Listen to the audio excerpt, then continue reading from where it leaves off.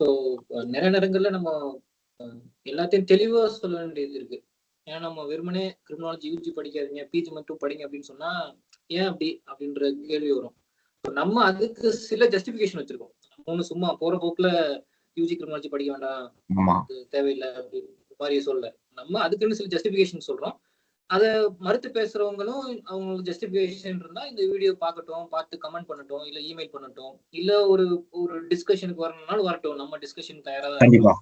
So நம்மளோட justification என்னன்னா, ஃபண்டமெண்டலா வந்து நான் அதை எப்படி பாக்குறேன்னா, நாலேஜ் எக்ஸ்ப்ளோரேஷனுக்கு ஒரு பேத்வேன்னு இருக்கு. நாலேஜ் நீங்க அக்வயர் பண்ணணும்னா அது எப்படி அக்வயர் பண்றது அப்படின்னு ஒரு ஒரு படிநிலை இருக்கும்ல. ஸோ அந்த படிநிலையை அடிப்படையாக கொண்டுதான் நம்ம என்ன சொல்றோம்னா, அண்டர் கிராஜுவேஷன்ல கிரிமினாலஜி தேவையில்லை அப்படின்றோம். கிரிமினாலஜி வந்து நம்ம ஏற்கனவே நிறைய நம்ம பேசினதுதான். கிரிமினாலஜி பத்தி ஆல்ரெடி தெரிஞ்சவங்களுக்கு நல்லாவே தெரியும். கிரிமினாலஜின்றது ஒரு இன்டர்டிசிப்ளினரி சப்ஜெக்ட். அது போக ஒரு ஸ்பெஷலைஸ்ட் சப்ஜெக்ட். ஏன் அதை ஸ்பெஷலைஸ்ட் சப்ஜெக்ட் சொல்லணும்னா, கிரிமினாலஜி ஒரு ஸ்பெசிபிக்கா ஒரு சொசைட்டில நடக்கிற ஒரு பெனாமெனாவை பத்தி படிக்கக்கூடிய ஒரு படிப்பு. ஓகேவா?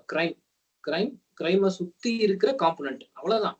ஸோ இது வந்து ஒரு ஸ்பெசிபிக்கான சப்ஜெக்ட். ஸோ அதனாலதான் நம்ம வந்து யூஜில வந்து கிரிமினாலஜி தேவையில்லை அப்படின்றது ஃபர்ஸ்ட் பாயிண்ட்.